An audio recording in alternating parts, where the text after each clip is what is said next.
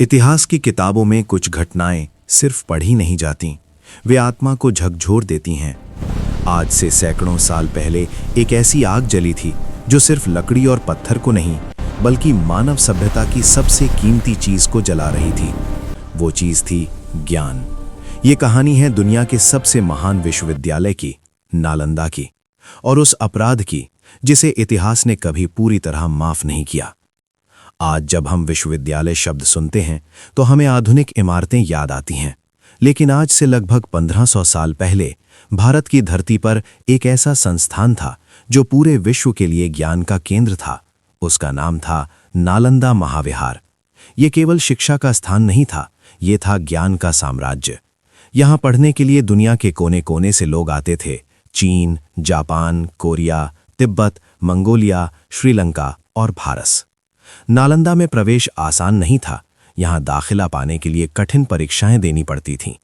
यहाँ थे 10,000 से अधिक विद्यार्थी, 2,000 से अधिक शिक्षक, सैकड़ों वर्षों का संचित ज्ञान।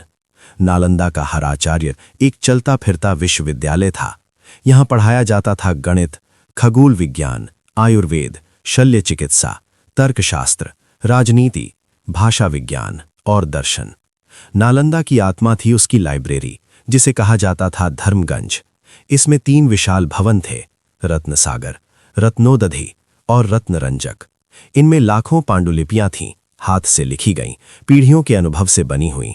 इतिहासकार बताते हैं जब इन पुस्तकालयों में आग लगी तो वो आग 3 महीने तक जलती रही। सोचिए, 3 महीने तक ज्ञान जलता रहा। नालंदा शांति का स्थान था। यहाँ तलवारें नहीं थीं, सिर्फ विचार थे।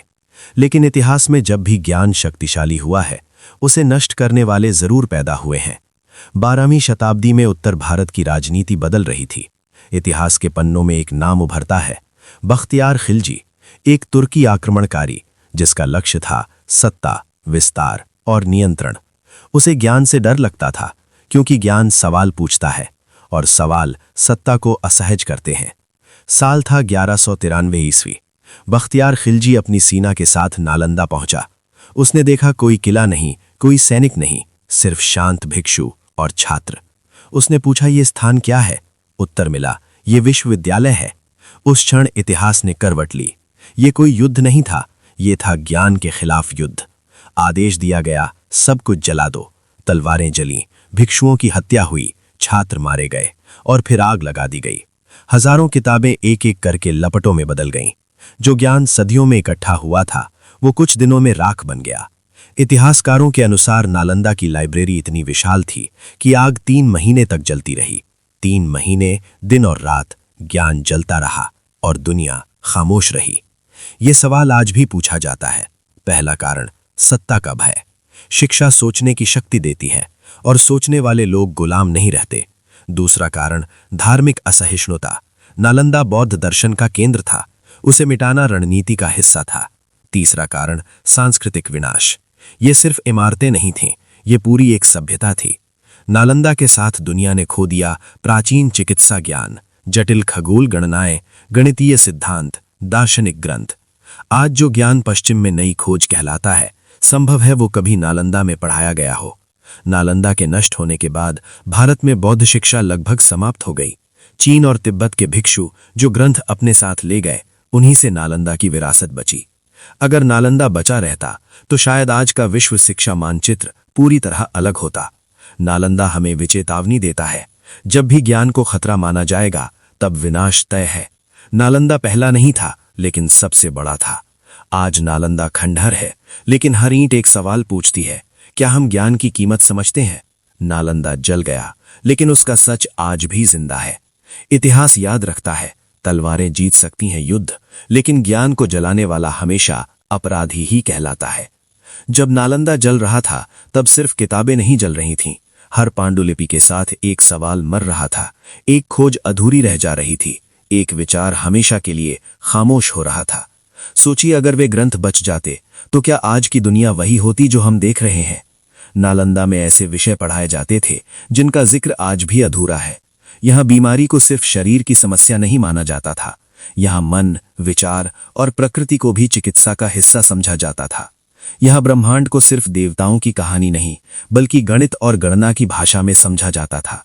लेकिन जब आग लगी तो इन सब सवालों के जवाब राख में बदल गए। इतिहास हमें बताता है कुछ भिक्षु उस रात भागने में सफल हुए। वे अपने साथ कुछ ग्रंथ लेकर निकले। वही ग्रंथ आज तिब्बत और चीन की लाइब्रेरी में नालंदा की आखिरी सांस की तरह मौजूद है।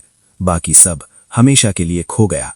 ये सिर्फ भारत का नुकसान नहीं था, ये पूरी मानव जाति का नुकसान था, क्योंकि ज्ञान की कोई सीमा नहीं होती, वो किसी एक देश की संपत्ति नहीं होता। नालंदा का जलना इस बात का सबूत है कि जब सत्ता डर जाती है तो सबसे पहले ज्ञान को निशाना बनाया जाता है। इतिहास बार बार खुद को दोहराता है। कभी किताबें जलाई जाती हैं, कभी विचारों पर पाबंदी लगाई जाती है और कभी सवाल पूछने वालों को चुप करा दिया जाता है। नालंदा हमें यही सिखाता है कि सभ्यता की असली पहचान उसके महलों से नहीं, उसके विचारों से होती है। आज नालंदा खंडहर है, लेकिन उसका मौन बहुत कुछ कहता है। हर टूटी दीवार पूछती है, क्या इंसान ने सच में प्रगति की है? अगर हम आज भी ज्ञान से डरते हैं, अगर हम आज भी सवालों को दबाते हैं, तो फिर सिर्फ इतना है, आज आग दिखाई नहीं देती। नालंदा जला था ताकि लोग भूल जाएं, लेकिन इतिहास की सबसे बड़ी विडंबना यही है कि सच को जलाया नहीं जा सकता। दोस्तों, ये था आज का वीडियो। अगर आप ऐसी डॉक्यूमेंट्री वीडियो देखने में रुचि रखते हैं तो आप हमारे चैनल पर और भी बहुत सारी वीडियो देख सकते हैं। अगर आप भारतवासी हैं तो वीडियो को जरूर लाइक कीजिए और हमें कमेंट करके बताइए आप भारत में से कहां से वीडियो देख रहे हैं, या फिर आप अपनी राय कमेंट करके भी बता सकते हैं। हमारी मेहनत के लिए लाइक करना न भूलें। फिर मिलते हैं अगले वीडियो में। जय हिंद।